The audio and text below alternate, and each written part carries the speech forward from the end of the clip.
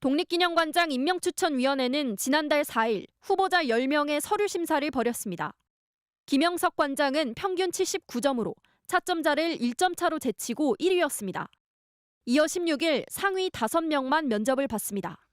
면접에서는 7명의 추천위원 중 1명이 불참해 6명이 점수를 매겼습니다.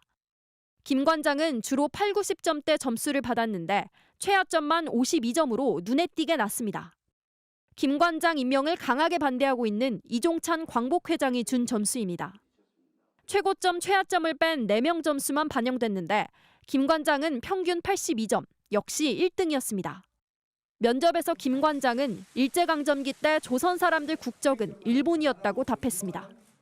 8, 90점을 준 위원들은 누구일까? 광복 회장 외에 보훈부 국장과 보훈부 소속인 독립기념관 관부, 보훈부 장관이 임명한 오영섭 전 연세대 이승만 연구소 연구교수, 바른미래당 후보 경력의 사회복지학 교수, 독립기념관 이사들이 추천한 경영학과 교수, 미술대학원 교수 등이었습니다. 학자들 전공은 모두 역사와 상관없습니다. 평가 관련해서 비정상적인 부분들이 확인이 되고 있습니다. 문제가 없는지에 대해서 검증을 해나가도록 하겠습니다. 심사위원 배척 기준도 논란입니다. 후보 중 1명인 김진 광복회 부회장 심사에선 이종찬 광복회장을 배제했지만 김영석 관장이 이사장을 맡았던 재단의 부설연구소장이었던 오영섭 전 교수는 김 관장 심사에 그대로 참여한 겁니다. 같은 독립운동 했던 그런 전략에 있는 분으로 아는 사람 정도는 다 기피하라고 그러면 이게 불공정한 거 아니에요? 오 전 교수는 과거 연구소를 맡긴 했지만 김영석 관장과의 불화로 금방 그만뒀다며 심사를 피할 이유가 없었다고 해명했습니다. 정치권에선 광복절 경축식 불참을 선언한 야당들에 이어 여당 내부에서도 우려의 목소리가 나왔습니다. 국민의힘 이상민 전 의원이 윤석열 대통령이 인사를 잘못했다, 결단을 해야 한다고 주장한 겁니다.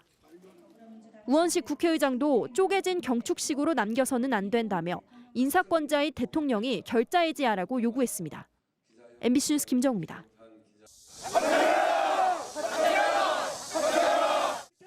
독립운동가 후손과 유족들로 구성된 광복회는 오늘 용산 대통령실 앞에서 집회를 열고 김영석 독립기념관장의 사퇴를 촉구했습니다. 대한민국은 1919년 임시정부로 건국된 것이 아니라 1948년에 건국되었고 모든 국민은 일본 시민이었다라고 주장하는 사람을 독립기념관장으로 임명하는 것을 우리가 어떻게 용납할 수 있겠습니까? 광복회는 김 관장의 임명으로 일본의 역사 왜곡을 바로잡고 역사를 올바르게 전달한다는 독립기념관의 설립 목적과 상징성이 심각하게 훼손됐다고 지적했습니다. 현대판 밀정 김영석을 독립기념관장에 임명한 정부는 당장 임명을 철회하라. 우리 광복회원은 물론 모든 독립유공자 후손들은 끝까지 투쟁할 것이다. 김 관장은 지난해 12월 한 행사에서 1945년이 아닌 정부가 수립된 1948년 8월 15일이 진정한 광복이라고 주장했고 지난 11일 문화일보와의 인터뷰에서도 같은 주장을 반복했습니다. 독립운동가 단체와 역사학회는 독립운동의 의의를 축소하는 뉴라이트 논리와 맞닿아 있다고 지적했습니다. 김 관장은 어제 기자회견에선 1945년 해방이 더 중요하다고 말을 바꿨지만 한국 근현대사학회와 한국역사연구회 등 48개 역사학회도 성명을 내고 김 관장의 그간 행보가 광복의 의미를 퇴색시키고 친일 인사를 옹호하는가 하면 5.18 민주화운동의 역사성을 부정했다며 임명 철회를 촉구했습니다. MBC 뉴스 이문현입니다. 독립기념관장 등 논란의 인사가 이어지면서 임시정부의 위상을 폄훼하거나 건국절을 만들자는 일부 극우 세력의 주장이 힘을 얻었다는 분석이 나오는데요. 대통령은 건국절을 언급한 적이 없다는 게 대통령실 입장이지만 과거 발언을 살펴보면 윤 대통령이 건국절 논란에 빌미를 제공한 것 아니냐는 지적도 나옵니다. 강현섭 기자입니다. 지난해 윤석열 대통령은 독립운동을 건국운동이라고 했습니다. 우리의 독립운동은 국민이 주인인 나라, 자유와 인권, 법치가 존중되는 자유민주주의 국가를 만들기 위한 건국운동이었습니다. 건국절 논란을 의식한 듯 독립운동 전체에 의미를 부여하긴 했지만 1948년 정부 수립을 건국으로 보는 뉴라이트 주장을 버리지 않자 이종찬 광복회장이 일침을 가하게 됐습니다. 흥망은 있어도 민족의 역사는 끊기지 않았습니다. 정부는 일시 없어도 나라는 있었습니다. 석 달 뒤 건국운동이란 표현은 이승만 전 대통령의 독립운동으로 구체화됩니다. 윤 대통령은 기념관 건립에 500만 원을 기부하며 이 전 대통령의 독립운동은 자유민주주의 국가를 만들기 위한 건국운동이었다고 했습니다.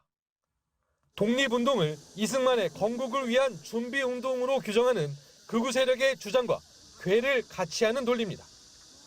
지난 3.1절 기념사에서 모든 독립운동의 재평가를 언급하더니 이 모든 독립운동의 가치가 합당한 평가를 받아야 하고 지난달에는 이승만 전 대통령을 건국 대통령으로 평가했습니다.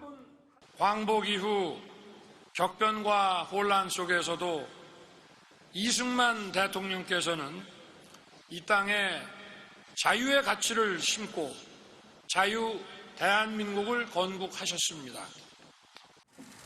뉴라이트 같은 극우 세력들은 광복절 대신 남한 정부가 출범한 1948년 8월 15일을 건국절로 제정해 기념하자고 주장합니다. 그리고 초대 대통령인 이승만 전 대통령을 건국의 아버지, 국부라고 칭합니다. 3.1운동과 4.19 정신을 계승한다는 우리 헌법에 정면 위배되는 주장들입니다. 건국절을 말한 적이 없다지만 이승만 전 대통령을 건국 대통령으로 부른다면 결국 뉴라이트의 건국절 논리에 힘을 실어준 거 아니냐는 의심과 지적이 그래서 제기되는 겁니다. MBC 뉴스 강현서입니다.